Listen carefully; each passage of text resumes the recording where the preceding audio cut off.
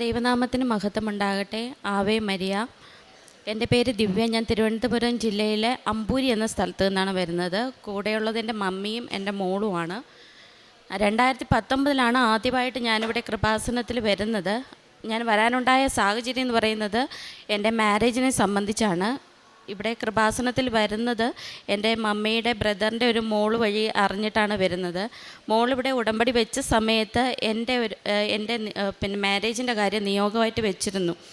അപ്പോൾ അങ്ങനെ 2019 തന്നെ ഒരു പ്രപ്പോസൽ വരികയും അത് തുടർന്ന് കൊണ്ടുപോകാൻ ഉള്ള സാഹചര്യത്തിൽ ഒരുപാട് തടസ്സങ്ങൾ വന്ന സമയത്ത് ഉടമ്പടി പുതുക്കി ഇതൊരു നടക്കേണ്ട കല്യാണമാണെങ്കിൽ അത് നടക്കട്ടെ എന്ന് അമ്മ മാതാവിനോട് പ്രാർത്ഥിച്ചതിൻ്റെ ഫലമായിട്ട് 2019 24 ഡിസംബറിൽ എൻ്റെ മാരേജ് കഴിഞ്ഞു.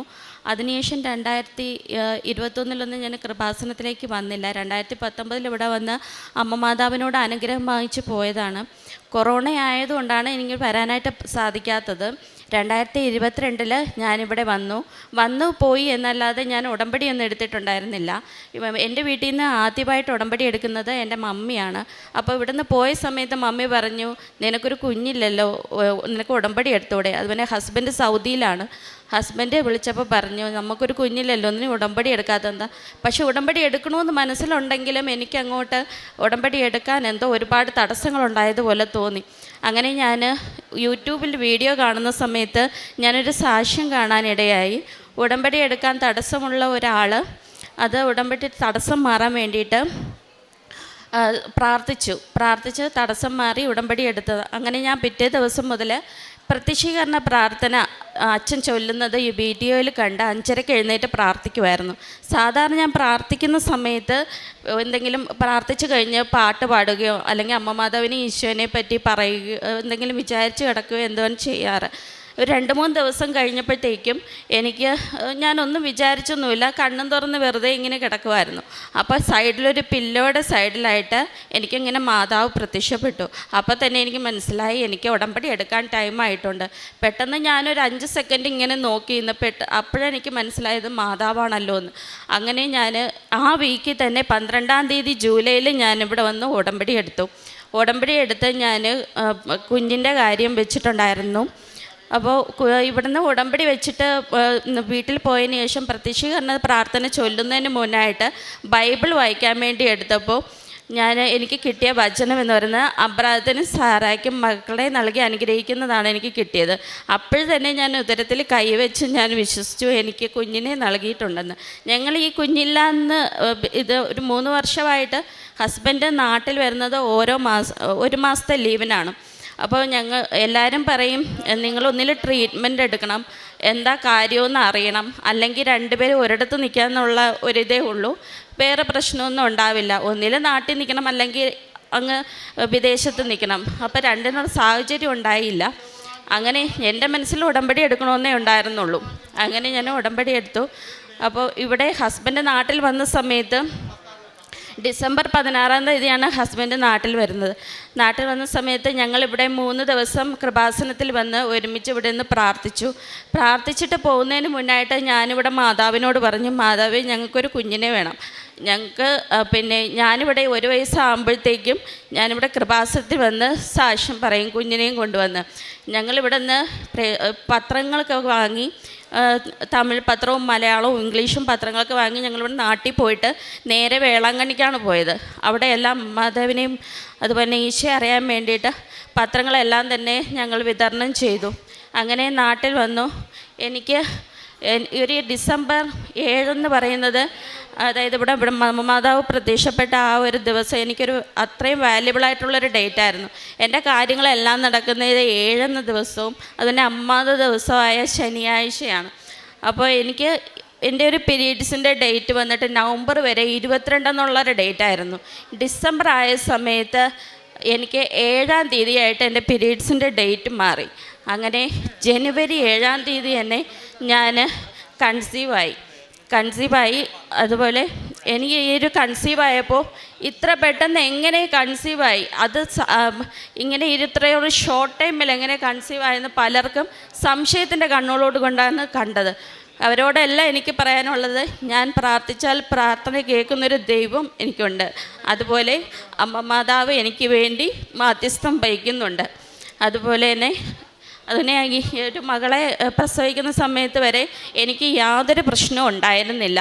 പ്രഗ്നൻസിയുടെയും ഏജിൻ്റെതായ ബുദ്ധിമുട്ടുകളല്ലാതെ വേറെ ഒരു പ്രശ്നങ്ങളും ഉണ്ടായിരുന്നില്ല. അതുപോലെ തന്നെ കുഞ്ഞിനും ആരോഗ്യമുള്ള നല്ലൊരു കുഞ്ഞിനെ കിട്ടണം, അതായത് ആരോഗ്യവും അമ്മ മാതാവിനെ ഈശോയെ അറിയുകയും ദൈവഭയമുള്ളൊരു കുഞ്ഞിനെ കിട്ടണമെന്ന് മാത്രമേ ഞാൻ ആഗ്രഹിച്ചുള്ളൂ. അപ്പോൾ പിന്നെ സെപ്റ്റംബർ 2-ാം തീയതിയാണ് അമ്മ മാതാവിൻ്റെ 8 നോയമ്പ്. ആ ഒരു കാലഘട്ടത്തിൽ ഇന്ന് അവൾക്ക് 1 വയസ്സാണ്. ഞാനൊരു 2-ാം തീയതിയാണ് മോളെ പ്രസവിച്ചത്. അങ്ങനെ ഇങ്ങനൊരു മകളെ തന്ന് അമ്മ മാതാവിനും ഈശോയ്ക്കും കോടാനുകോടി നന്ദി അർപ്പിക്കുന്നു. അതുപോലെ തന്നെ ഹസ്ബൻഡ് സൗദിയിലാണ്. ഞാൻ ഈ ഉടമ്പടി എടുക്കുന്നതിന് മുന്നായിട്ട് ഹസ്ബൻഡ് പറഞ്ഞു, ഇവിടെ നാട്ടിൽ വന്ന് പോയ സമയത്ത് ഹസ്ബൻഡിന് വർക്കൊന്നുമില്ലായിരുന്നു. ഇത്രയും ദൂരെ നിന്നിട്ടും കമ്പനിയിൽ വർക്കൊന്നുമില്ല, ഓവർ ടൈം ഇല്ല, സാലറി ഇല്ല, അങ്ങനെ നിൽക്കേണ്ടി വരുന്നൊരു വിഷമത്തിലാണ്. അപ്പോൾ 5 ദിവസത്തെ ലീവ് പെരുന്നാൾ ലീവായിരുന്നു. ഇവിടെ വന്ന് ഞാൻ പറഞ്ഞു, അപ്പോൾ എന്നോട് ഫോൺ വിളിച്ച് പറഞ്ഞു, നാളെ തൊട്ട് ഓവർ ടൈം ഒന്നുമില്ല, സാലറിയൊക്കെ കുറവാണ് എന്ന് പറഞ്ഞ്. ഞാൻ പറഞ്ഞു, ഞാൻ ഉടമ്പടി എടുക്കാൻ പോവില്ലേ, ഉടമ്പടിയിൽ വെച്ച് പ്രാർത്ഥിക്കാം. പക്ഷെ ഞാനിവിടെ നിന്ന് ഉടമ്പടിയിൽ നിയോഗത്തിൽ ഞാൻ വെക്കാൻ മറന്നുപോയി. എന്നിട്ട് ലാസ്റ്റ് ഞാൻ ഇവിടെ വന്ന് അമ്മ മാതാവിനോട് പറഞ്ഞു, മാതാവേ, ഇത്ര ദൂരം നിന്ന് ജോലി ചെയ്യുന്ന ആളാണ്, അപ്പോൾ സാലറി ഇല്ല, വർക്കും ഇല്ല എന്ന് പറഞ്ഞാൽ എന്തെങ്കിലും ഒരു മാർഗം കണ്ടെത്തി തരണം. അതിനുശേഷം അങ്ങനെ. പക്ഷേ ഞാൻ ഉടമ്പടിയിൽ വെച്ച കാര്യമല്ല എനിക്ക് ആദ്യമായിട്ട് എൻ്റെ ജീവിതത്തിൽ സംഭവിച്ചത് ഈ ഒരു കാര്യമാണ്. പിറ്റേ ദിവസം മുതൽ, അല്ലെങ്കിൽ ഇടയ്ക്കിടയ്ക്ക് എന്നെ വിളിക്കുമായിരുന്നു. ജോലി ഒന്നും ഇല്ലാത്തതുകൊണ്ട് റൂമിൽ വന്ന് എന്നെ ഇടയ്ക്ക് ഇങ്ങനെ വിളിച്ചുകൊണ്ടിരിക്കും. പക്ഷേ അന്നത്തെ ദിവസം മുതൽ ഹസ്ബൻഡ് എന്നെ വിളിയേയില്ല. ഞാൻ അങ്ങോട്ട് ചോദിച്ചിരുന്നില്ല. പക്ഷേ എന്നോട് ഇങ്ങോട്ട് വിളിച്ച് പറഞ്ഞു, നീ ഉടമ്പടി എടുത്ത് പ്രാർത്ഥിക്കുന്നതിൽ എനിക്കിവിടെ ഫലം ഉണ്ട്. അതായത് എനിക്ക് സാലറിയൊക്കെ രണ്ട് പ്രാവശ്യമായിട്ട് സാലറി ഇൻക്രിമെൻ്റ് ഉണ്ടായി, ഓവർ ടൈം കിട്ടി, വർക്ക് കിട്ടി. അതുപോലെ 11 വർഷമായിട്ട് ഒരു പ്രോഫിറ്റും ഇല്ലാതെ നിന്ന കമ്പനിയിൽ നിന്ന് ഒരു ലോണൊക്കെ പാസ്സായി കിട്ടിയിട്ടുണ്ടായി. അപ്പോൾ അത്രയും അനുഗ്രഹം തന്ന ദൈവകുമാരനും തിരുകുമാരനും അമ്മ മാതാവിനും കോടാനുകോടി നന്ദി പറയുന്നു.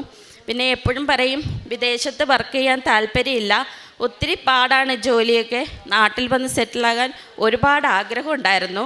പക്ഷേ സെറ്റിലാകാൻ വേണ്ടി എത്ര ശ്രമിച്ചാലും എക്സിറ്റ് ആവുന്ന സമയത്ത് എന്തെങ്കിലും ഒരു തടസ്സം ഉണ്ടാവും. ഞാൻ ഉടമ്പടിയിൽ വെച്ച് പ്രാർത്ഥിച്ചതിൻ്റെ ഫലമായിട്ട് ഇപ്പോൾ എക്സിറ്റായി നാട്ടിൽ വരാൻ വേണ്ടി റെഡിയായിട്ട് നിൽക്കുവാണ്. അതിന് അമ്മ മാതാവിനും ഈശോയ്ക്കും കോടാനുകോടി നന്ദി പറയുന്നു. പിന്നെ ഉടമ്പടി പ്രേക്ഷിത പ്രവർത്തനങ്ങളൊക്കെ നന്നായിട്ട് തന്നെ എനിക്ക് ചെയ്യാൻ സാധിച്ചു. മാതാവിനെയും ഈശോയെ അറിയാൻ വേണ്ടി എല്ലാവർക്കും ഞാൻ പത്രങ്ങളൊക്കെ വിതറുകയും ചെയ്യായിരുന്നു. അതുപോലെ ഈശോയെപ്പറ്റി അമ്മ മാതാവിനെയും പറ്റി എന്തെങ്കിലും സംസാരിക്കാൻ ആരെങ്കിലും എന്നോട് ചോദിക്കുവാണെങ്കിൽ വാതോരാതെ ഞാൻ സംസാരിക്കും. അതുപോലെ ഗവൺമെൻറ് ഹോസ്പിറ്റലിൽ പോയി ഞാൻ പത്രമൊക്കെ കൊടുക്കുന്ന സമയത്ത് ഒരു ആൻറ്റി ഇവിടെ കൃപാസനത്തിൽ വരാൻ വേണ്ടിയിട്ട് ആഗ്രഹം പ്രകടിപ്പിച്ചുണ്ടായി. അപ്പോൾ അറിയില്ല, ഞാൻ എല്ലാ കാര്യങ്ങളും പറഞ്ഞു കൊടുത്തു. ഞങ്ങളുടെ കൂടെ തന്നെ ഇവിടെ കൊണ്ടുവരാനായിട്ട് സാധിച്ചു. ഇവിടെ കൊണ്ടുവന്നതിന് ശേഷം ഇവരിപ്പോഴും ഇവിടെ വന്ന് കൃപാസനത്തിൽ വന്ന് അമ്മ മാതാവിനെ ഉടമ്പടി എടുത്ത് പോയിട്ടുള്ളവരാണ്. ഇപ്പോഴും വരുന്നുണ്ട് അവർ. ഈ ഒരു ഉടമ്പടി സാക്ഷ്യത്തിൽ ഏറ്റവും പ്രധാനപ്പെട്ടതായിട്ടുള്ളത് പരിശുദ്ധ അമ്മയെ കാണുവാനായിട്ട് സാധിച്ചു എന്നുള്ളത് ഈ ഒരു സാക്ഷ്യത്തിൽ പറയുന്നുണ്ട്. പരിശുദ്ധ അമ്മ പ്രത്യക്ഷപ്പെട്ടു, അല്ലെങ്കിൽ പരിശുദ്ധ അമ്മയുടെ സാന്നിധ്യം അനുഭവിക്കാനായിട്ട് സാധിച്ചു എന്ന് പറയുന്നത്. അപ്പോൾ ഉടമ്പടി സാക്ഷ്യങ്ങളിലൊക്കെയും ഇത് ഉടമ്പടിയിലൂടെ ലഭിച്ചതാണ്, അല്ലെങ്കിൽ നിങ്ങളുടെ ഉടമ്പടി ജീവിതത്തിലുള്ള പരിശുദ്ധ അമ്മയുടെ ഒരു സമ്മാനവും അനുഗ്രഹമാണ് എന്ന് ഒരു വ്യക്തി ബോധ്യപ്പെടുന്ന തരത്തിലൊരു ദൈവാനുഭവം അവർക്കുണ്ടാകുന്നു എന്നുള്ളതാണ്. അതിൽ ഒരു മാനമെന്ന് പറയുന്നത് പരിശുദ്ധ അമ്മയുടെ കുറിച്ചുള്ള സ്വപ്നങ്ങൾ, ദർശനങ്ങൾ, അല്ലെങ്കിൽ ഒരു പക്ഷേ നടക്കുവാൻ പോകുന്ന കാര്യങ്ങളെക്കുറിച്ചുള്ള മുൻകൂട്ടിയുള്ള ഒരു ആശയവിനിമയം നടത്തുക. അവർ പ്രാർത്ഥിച്ച് മുന്നോട്ട് പോകുമ്പോൾ അവർ ആഗ്രഹിക്കുന്നത് പോലെ കാര്യങ്ങൾ പ്രാർത്ഥനയിൽ ക്രമീകരിക്കപ്പെടും. ഇങ്ങനെ ഒരു സ്വർഗീയമായിട്ടുള്ള തലത്തിൽ ഒരു സെക്കൻഡ് ഡൈമെൻഷണൽ എക്സ്പീരിയൻസുകളുണ്ടാവും. രണ്ടാമത്തേത്, ഒരു വ്യക്തി ഉടമ്പടി എടുത്ത് പോകുന്ന അന്ന് തൊട്ട് അവർ വ്യക്തിപരമായിട്ട് അനുഭവിക്കുന്ന ഒരു ബലവും, അത് ഒരുപാട്, അല്ലെങ്കിൽ എല്ലാ സാക്ഷ്യങ്ങളിലും തന്നെ അത് ഒരുപാട് പേര് ആവർത്തിച്ചു. അതും ഒരു മാതാവിൻ്റെ വലിയൊരു സാന്നിധ്യത്തിൻ്റെ, അല്ലെങ്കിൽ ദൈവ സാന്നിധ്യത്തിൻ്റെ ഒരു അടയാളമുണ്ട്. അപ്പം ഈ ഒരു സാക്ഷ്യത്തിൽ അങ്ങോട്ട് ബലം ലഭിക്കുക എന്നതിനോടൊപ്പം അതിന് പുറത്ത് പരിശുദ്ധ അമ്മയുടെ ഒരു ദർശനം അല്ലെങ്കിൽ ഒരു പ്രത്യക്ഷപ്പെടൽ, ഒരു ദൈവാനുഭവം ഉണ്ടായെന്നുള്ളത് ഉടമ്പടി സാക്ഷ്യത്തിൽ മാതാവ് ഇതിനോടൊപ്പം സഞ്ചരിക്കുന്നുണ്ട് എന്ന് ഓരോ ഉടമ്പടിക്കാരും അല്ലെങ്കിൽ ഉടമ്പടി എടുത്ത് പ്രാർത്ഥിക്കുന്നവരും വിശ്വസിക്കുവാനായിട്ട് പരിശുദ്ധ അമ്മ ഒരുപക്ഷെ സുലഭമായിട്ട് തന്നെ ഉടമ്പടിയിൽ ഇടപെടുന്നതായിട്ട് നമുക്ക് കാണുവാനായിട്ട് സാധിക്കും. അതിൻ്റെ ഒരു ലക്ഷ്യം, ഒന്നാമത്തേത് പരിശുദ്ധമ്മയുടെ പ്രത്യക്ഷീകരണത്തിൽ അദ്ദേഹം ഒരാൾ ഉടമ്പടിയിൽ അനുഭവം പ്രത്യക്ഷീകരണത്തിൽ വിശ്വസിക്കുക. രണ്ടാമത്തേത് ഉടമ്പടിയിൽ വിശ്വസ്തത പോലെ നിലനിൽക്കുന്നതിനുള്ള സമ്മാനവും വീണ്ടും അഭിഷേകത്തോടും തീക്ഷ്ണതയോടും ചെയ്യുവാനുള്ള ഓർമ്മപ്പെടുത്തലും കൂടെ അങ്ങനൊരു ദൈവാനുഭവത്തിനുണ്ട്. രണ്ടാമത്തേത് ഈ കുഞ്ഞിനെ ലഭിച്ചു എന്നുള്ളതാണ്. അത് അമ്മ മാതാവിൻ്റെ ഇടപെടലാണ് എന്നുള്ളത് വ്യക്തമായിട്ട് വിശ്വസിക്കുന്നു. മൂന്നാമത്തെ ഒരു കാര്യം, ജീവിത പങ്കാളിയും വിദേശത്ത് ആയിരിക്കുമ്പം അദ്ദേഹം പറയണം, ഇവിടെ നീ ഉടമ്പടി എടുത്ത് പ്രാർത്ഥിച്ചു, എനിക്ക് അവിടെ അത് പ്രതിഫലിക്കുന്നുണ്ട് എന്ന് പറയുമ്പം അതിപ്പോൾ ഈ ഒരു സാക്ഷ്യത്തിൽ ഇങ്ങനൊരു ദേശത്തിനും അല്ലെങ്കിൽ കാലത്തിനും അല്ലെങ്കിൽ ദൂരത്തിനും അപ്പുറം ഒരു ഉടമ്പടിയിലൊരു കണക്റ്റ് അല്ലെങ്കിൽ ഒരു കമ്മ്യൂണിക്കേഷൻ സാധ്യമാണെന്ന് ഒരുപാട് സാക്ഷ്യങ്ങളിൽ കാണുന്നു. കാരണം അതുകൊണ്ടാണ് അമ്മമാർ സാക്ഷ്യം പറയുമ്പം ഇവിടെ പ്രാർത്ഥിക്കുമ്പോൾ മക്കളവിടെ അതിന് തത്തുല്യമായിട്ടൊരു വിശ്വാസത്തിന് ഇൻവെസ്റ്റ്മെൻറ്റ് അവരവിടെ ചെയ്യണുണ്ട്. അപ്പോൾ അങ്ങനെ ഒരു വിശ്വാസത്തിൽ പരിശുദ്ധ അമ്മ തന്നെ, സഞ്ചാരിമാത അമ്മ തന്നെ ഒരു ബോധ്യം ഈ പ്രാർത്ഥിക്കുന്ന വ്യക്തിക്കും പ്രാർത്ഥനയുടെ ഫലം ലഭിക്കുന്ന വ്യക്തികൾക്കും നമ്മൾ ലഭിക്കുന്നുണ്ട്. അതുകൊണ്ടാണ് സാക്ഷ്യം പറയാനായിട്ട് ഒരാൾ ഉടമ്പടി എടുത്ത് പോകുമ്പോൾ തിരികെ വരുമ്പോൾ ഒരുപാട് പേര് വരുന്നത്. കാരണം അങ്ങനെ ഒരു കമ്മ്യൂണിക്കേഷൻ ഇതിൽ നടക്കുന്നുണ്ട്. അപ്പം അതുപോലെ ഒരുപാട് സാക്ഷ്യങ്ങളിവിടെ ലഭിക്കുന്നുണ്ട്. അപ്പം ഉടമ്പടിയോടൊപ്പം പരിശുദ്ധ അമ്മ ശക്തമായിട്ട് സാന്നിധ്യം നൽകുന്നുണ്ട്. അത് അനുഭവിക്കാൻ സാധിക്കുന്നുണ്ട്, അത് പ്രഖ്യാപിക്കുവാൻ സാധിക്കുന്നുണ്ട്. ഇപ്പോൾ ഉടമ്പടി എടുത്തവർക്ക് ഇതുപോലുള്ള ചെറുതാണെങ്കിലും വലുതാണെങ്കിലും അനുഭവങ്ങൾ കേൾക്കുമ്പോൾ പരിശുദ്ധ അമ്മയുടെ പ്രത്യക്ഷീകരണത്തിൽ വിശ്വസിച്ച് കൃപയോടെ മുന്നോട്ട് പോകാനായിട്ട് ഉള്ള വരത്തിന് വേണ്ടി നിങ്ങൾ പ്രാർത്ഥിക്കണം.